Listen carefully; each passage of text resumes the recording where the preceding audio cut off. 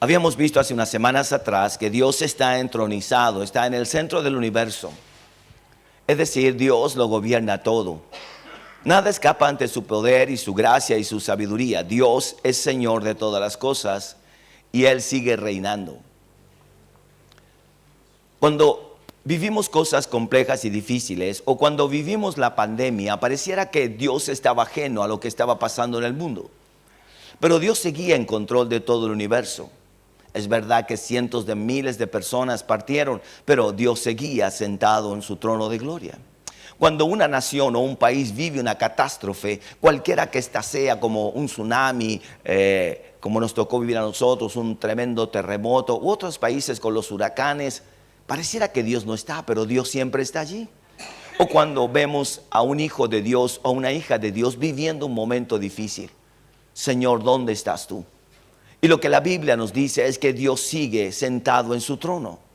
Dios no ha salido de ese lugar de privilegio y de control.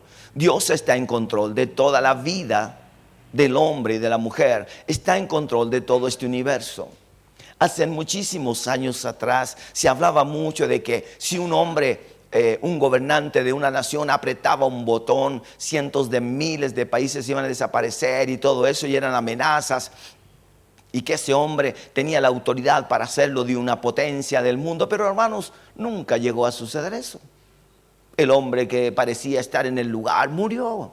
Y vino otro. Y no se trata de que alguien pueda ir a apretar el botón, sino es la voluntad de nuestro Dios.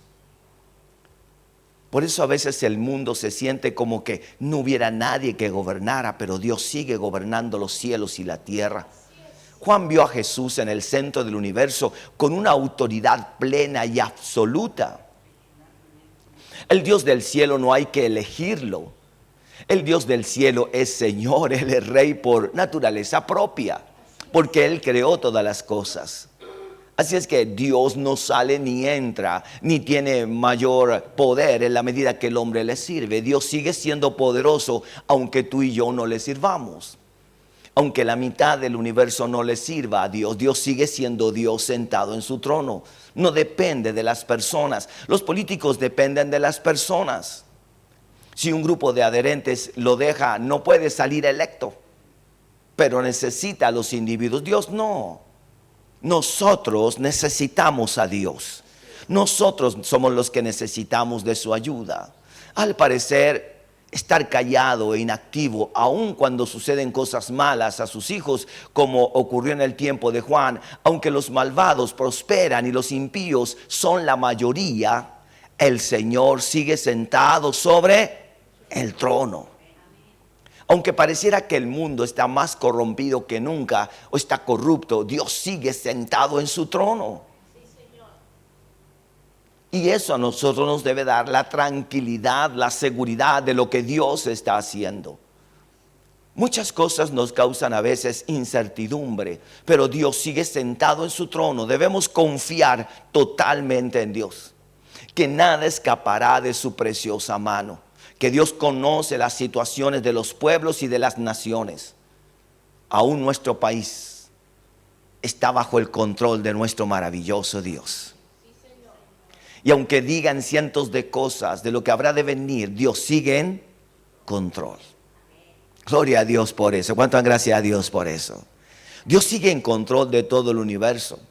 Los dirigentes de este mundo se levantan y caen. Muchos pasaron a la historia. Grandes nombres hace 20 años atrás. O cuando volvió la democracia, aparecieron cientos de personas con nombres y apellidos de otros próceres antiguos. ¿Y dónde están hoy? Pasaron. Y vendrán otros que hoy son muy conocidos, pero les aseguro que en 10 años más ya no estarán. Pero mi Dios permanece para siempre. Su iglesia va a estar presente. Tú y yo estaremos en la gracia y el amor de nuestro Dios. Estaremos protegidos en su brazo poderoso. Eso es grande. Los dirigentes de este mundo se levantan y caen. Los tronos terrenales son conquistados, sacudidos y luego abandonados. Pero Jesús siempre está sentado e inconmovible en el trono que está en el centro del universo.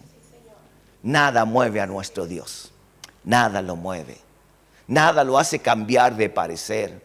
Dios sigue siendo Dios, con soberanía absoluta. Él es soberano, absolutamente soberano. No hay nada, nadie sobre Él, ni quien le diga a Dios lo que Él debe hacer. Por eso nosotros no debemos decirle a Dios lo que Él debe hacer con nuestras vidas. Lo que debemos decirle a Dios que Él haga lo que Él propuso hacer con nosotros. Señor, haz tu voluntad en mí. Señor, haz tu voluntad en mi hogar, en mi familia. Señor, mi futuro está en tus preciosas manos. Eso es dedicar nuestra vida. La gente tiende a decirle a Dios lo que debe hacer. Ahora, cuando pedimos ayuda a Dios, eso es bueno. Cuando decimos, Señor, tiende tu mano sobre mi hogar, mi familia, o tal persona, o tal hermano de la iglesia, eso es distinto. Señor, socórrelos. Dice, y cuán maravilloso fue lo que contempló Juan en su espíritu. La visión de Juan es lo que Dios le quería revelar para que Juan entendiera que los siglos venideros que habrían de venir también iban a ser complejos y terribles para la humanidad. Las grandes conquistas, los grandes pueblos sometidos, las guerras, los tronos y los gobiernos de hombres perversos y corruptos. Pero sobre todo estaría Dios y estaría su iglesia emergiendo desde esta tierra hacia el reino. La iglesia nace en tiempos complejos y difíciles, pero es allí donde se ven los verdaderos hijos de Dios. Vamos a ver algo interesante, entronizado en belleza. Siempre los reinos tratan de mostrar toda su pompa, toda su belleza. Tratan de mostrar todo aquello que les hace ver más grandes que los demás. Sus palacios no son pequeños, son grandes, son suntuosos, están llenos de cosas y ornamentos de oro y plata y piedras preciosas. Pero a pesar de todo ello, no alcanzan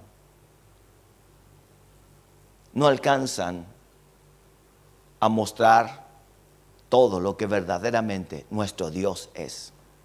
Es imposible que alcancen lo que Dios es. Todo lo que el hombre trate de hacer solo es una sombra, solo es una pequeña luz que está a punto de extinguirse. Pero lo que Dios nos revela de su belleza, eso sí que es grande y es poderoso. Ese sí que es una luz maravillosa. En el Antiguo Testamento, cuando el sumo sacerdote entraba al lugar santísimo una vez al año para rociar la sangre del cordero sobre el propiciatorio a fin de hacer expiación por el pecado, llevaba puesto un pectoral que cubría su pecho y su corazón. La tarea del sacerdote era presentarse delante del Rey de Reyes y Señor de Señores. Era el representante de toda su familia, pero también de todos aquellos que estaban allí en aquel templo del pueblo de Israel, esperando que ese sacerdote hiciera un sacrificio por todos ellos.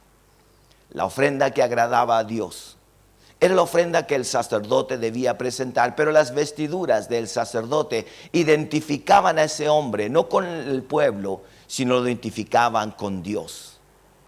El sacerdote, usted y yo, no nos identificamos con los hermanos, nos identificamos con el Dios Todopoderoso. Porque lo que el Padre quiere hacer es hacer en nosotros la imagen de Cristo. Quiere que seamos como Cristo. No tengo que ser igual a la hermana o al hermano. Yo tengo que ser igual ¿a quién? A Cristo. Así es que tu ejemplo y mi ejemplo es Cristo Jesús. Porque los hermanos, el pastor, la pastora, vamos a fallar. Pero Dios no falla. Cristo es fiel, es maravilloso. Y cuando pongo mi mirada en Cristo, entonces camino en la rectitud de su gracia y de su amor. El pectoral tenía incrustadas 12 piedras y cada una tenía grabado el nombre de cada una de las 12 tribus de Israel. La belleza de todo esto marcaba una gran diferencia entre todos los sacerdotes paganos de las otras naciones. Este sacerdote era exclusivo, era único. Y en todo el esplendor que este sacerdote tenía que mostrar algo que reflejara a Cristo. no reflejara al hombre, sino a Cristo en él. Por eso, el pectoral tenía incrustadas 12 piedras y cada una tenía grabado el nombre de cada una de las 12 tribus de Israel. Llevar puesto el pectoral significaba que cuando el sumo sacerdote entraba a la presencia de Dios, llevaba los nombres de los hijos de Dios en su corazón. Cuando tú entras a orar por tu familia, ¿qué llevas en el corazón? A tu familia, a la iglesia, a un hermano, a una hermana, a una petición. Y entras allí a la presencia de Dios y clamas por ellos. Y sientes que Dios responde las peticiones de tu corazón, porque Dios es fiel. El sacerdote cumple la labor valiosa de ser líder en medio de la familia.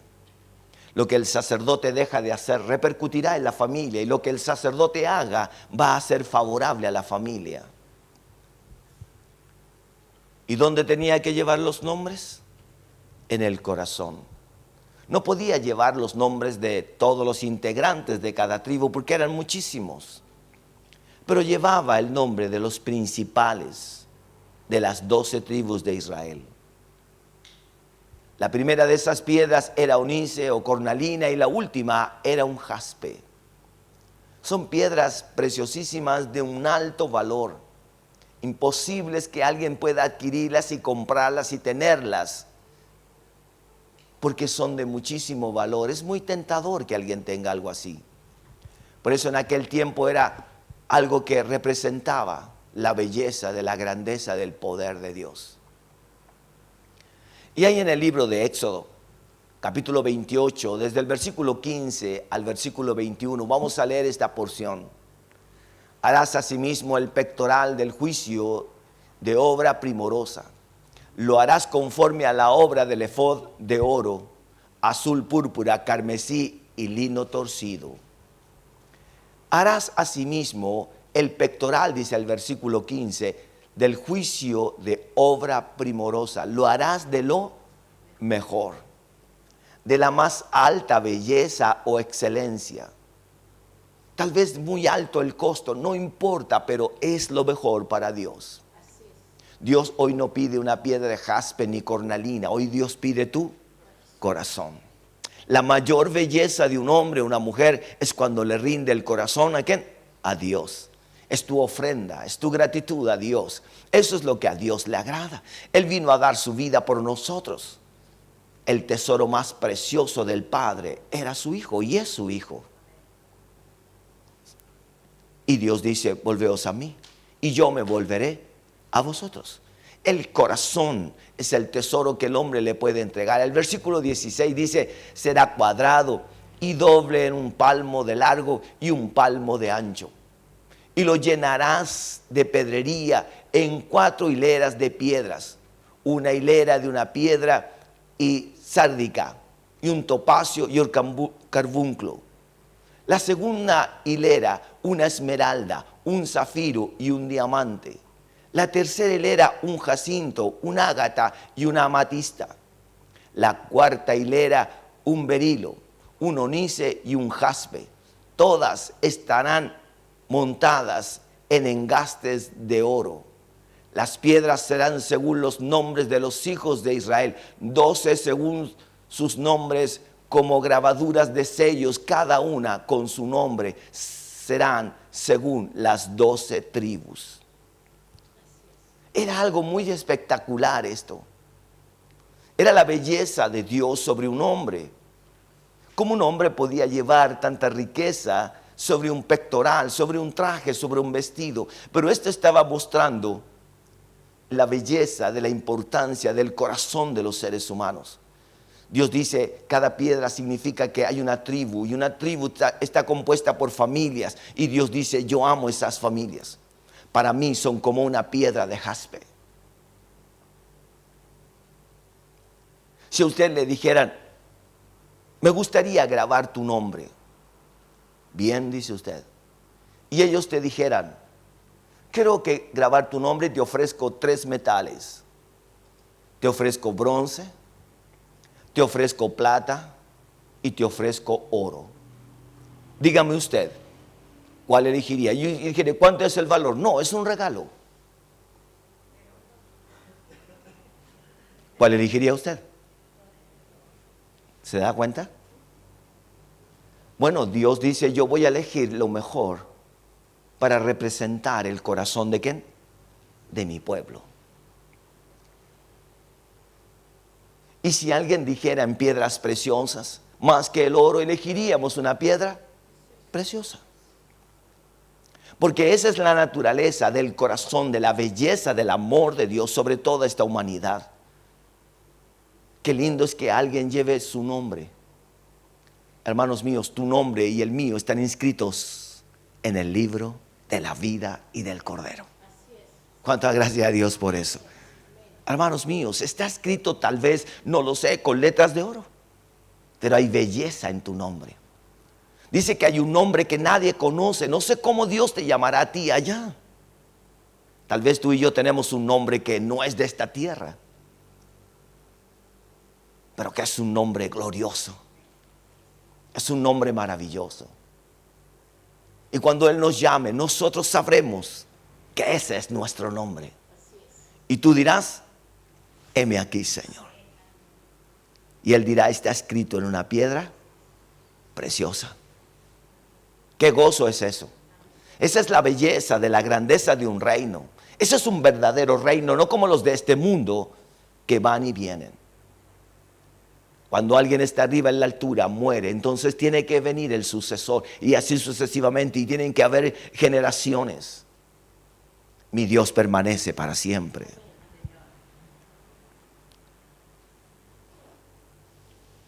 Aquí está en parte mostrada lo que es las vestiduras sacerdotales. Ahí están un poco identificadas las piedras de onice que estaban sobre los hombros, la mitra y la lámina de oro que decía santidad a Jehová. Ustedes, sacerdotes, son santos para mí, dice el Señor. Eso que está allí es el pectoral. Ahí están las 12 piedras preciosas que hablábamos recién y que van en el pecho, en el corazón, el pectoral del juicio. Ese es el efod o el cinto. Ahí está lo que ya conocemos todos, el manto azul y la túnica blanca. Ahí está el incensario. ¿Ah? Sí, las campanitas que son de granada. Hay granadas también ahí. Fíjese qué interesante es ver toda esta figura de la grandeza, de la belleza. Hermanos míos, ¿alguien puede vestirse hoy así? Nadie tiene tanta belleza en piedras preciosas. Nadie. Este hombre, este sacerdote, era el representante de Dios para con los hombres. Dios quiere que tú y yo llevemos la belleza de la gracia, de la grandeza del poder de Dios. El que tiene a Cristo en el corazón tiene la belleza más grande dentro de él morando. Tiene una belleza que es inescrutable, que es indescriptible. No podemos describir esta belleza, pero es lo más maravilloso que puede haber para el hombre. Cristo lo es todo para nosotros. Es gozo, alegría, es paz, es renuevo, es fortaleza, es ánimo, es nuestra ayuda. Y el Dios que nos levanta, el Dios que nos sostiene, Él es todo. Es mucho más que cualquier piedra preciosa, pero eso es un símbolo de lo que Dios desea darnos y mostrarnos. Vestiduras del sumo sacerdote, el pectoral del juicio. Ahí están las piedras ordenadas, el pectoral sobre el cual habían piedras preciosas y sobre cada una de ellas estaban los nombres de cada una de las tribus de Israel. Y ahí están.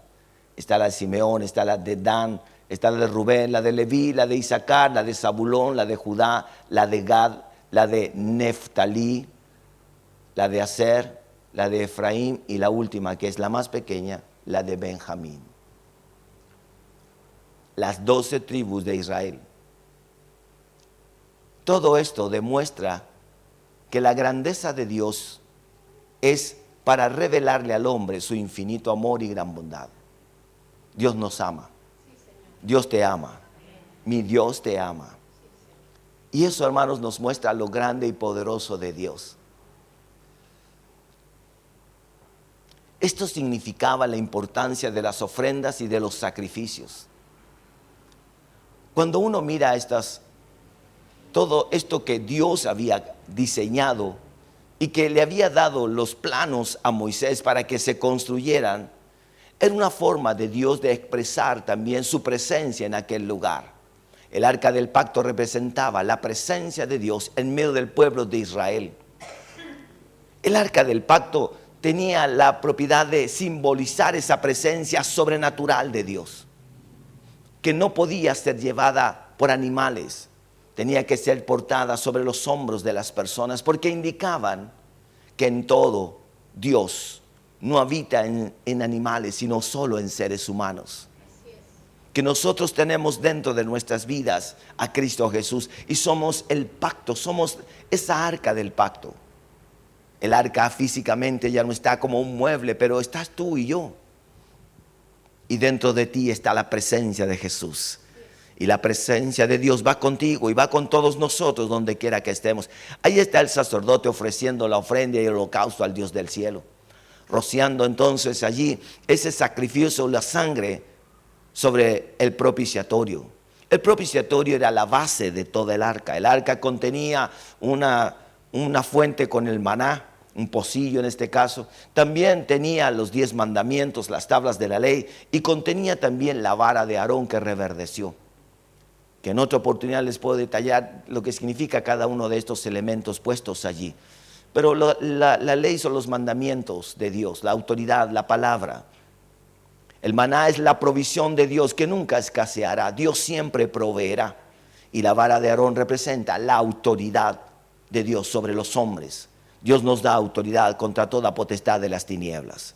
Dios es poderoso y Dios está de nuestro lado.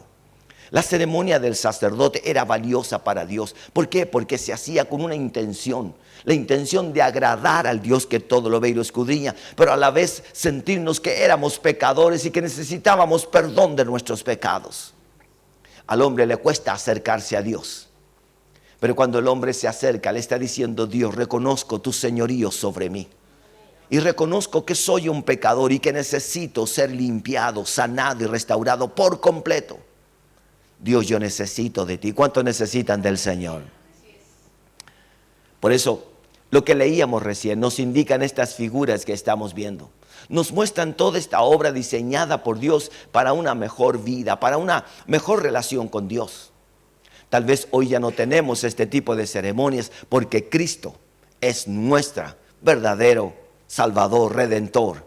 Él derramó su sangre para limpiarnos de todos nuestros pecados. Su sangre preciosa, así como este animalito vino a reemplazar a todos esos animalitos que morían para poder presentarse el hombre delante de Dios sin pecado. Ya no es necesario todo aquello, tantos sacrificios. Hoy día Cristo Jesús es el sacrificio perfecto para todos nosotros. Que el Dios del cielo nos aliente, que Él sea nuestra fuente de toda inspiración. Y recuerda que tu nombre está escrito en piedras preciosas. Y cada vez que nos acercamos al altar de Dios, alguien se acercó primero por ti y por mí, y fue nuestro Señor Jesucristo. Él cargó el pecado de todos nosotros. Él se presentó ante el Padre y nos cubrió a nosotros. Él llevó en su corazón o en su pectoral como un sumo sacerdote. Él llevó tu nombre y el mío delante del Padre. Y Cristo Jesús ofreció el mejor y más grande sacrificio por toda esta humanidad. Jesús lo hizo. Los sacerdotes iban y venían como todos los hombres. Él iba a pasar un día, pero Cristo permanece para siempre. Él es el sumo sacerdote más maravilloso que tenemos hoy. Y debemos regocijarnos en Él porque Él te lleva en su corazón y Él conoce perfectamente tu nombre. Oremos al Señor. Padre, gracias te damos.